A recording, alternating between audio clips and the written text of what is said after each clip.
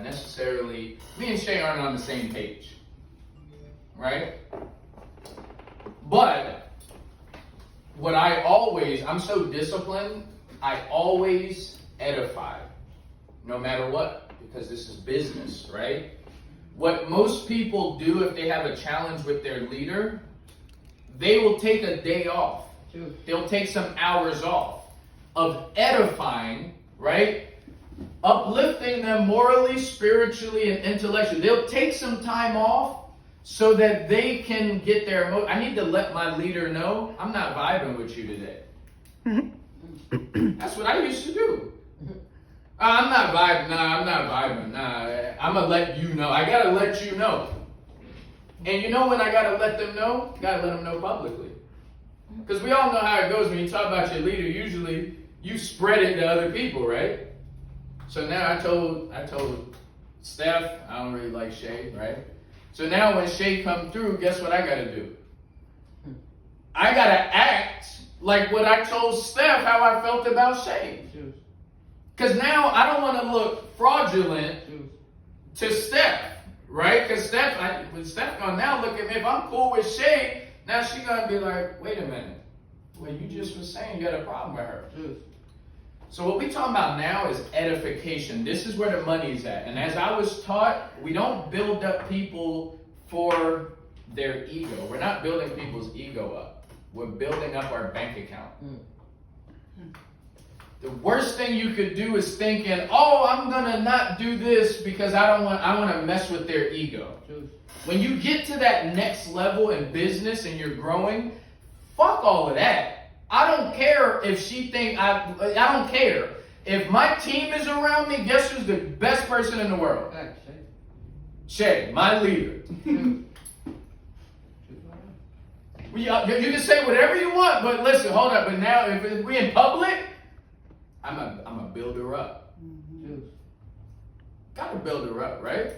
No matter what. That's the key thing. You gotta build them up. How do you build them up? You build them up morally, spiritually, or intellectually. Now, I can tell you, I know this prior to Mpower, I know this here at Mpower. It exists and it's real. I'll tell you this for sure. People who don't want to edify and don't have the discipline to edify, here's what happens. What you do is, let's say this is you, your leader, and we'll say anyone else. Let's make it spicy and let's just say this is Paris. Y'all know Paris, right? So you don't want to edify.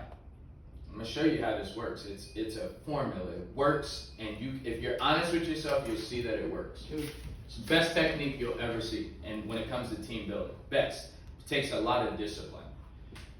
I've seen it happen countless times. Here's what happens, right? This is you.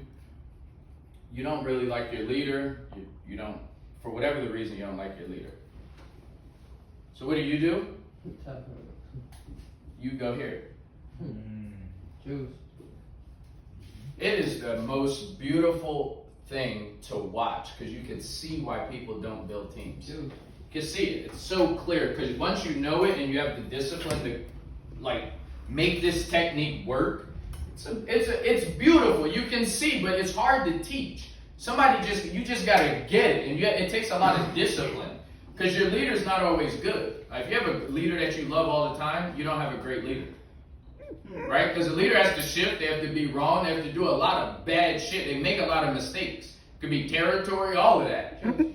They're going to mess up. If your leader is perfect and you don't have nothing you don't like about your leader, you have a bad leader. So here's how it looks. Let's play out the scenario. So this is you. You don't like your leader for the day, the hour, the days, the weeks. You don't like them. So what you do, boom. This is so childish if you think about it, because we're in the world of business. But this technique that people use, the novice uses, is so average. It's so childish.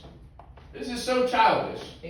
So you're gonna go here. Now look at what you're doing. What about, you may not even have nobody here, right? This is your person.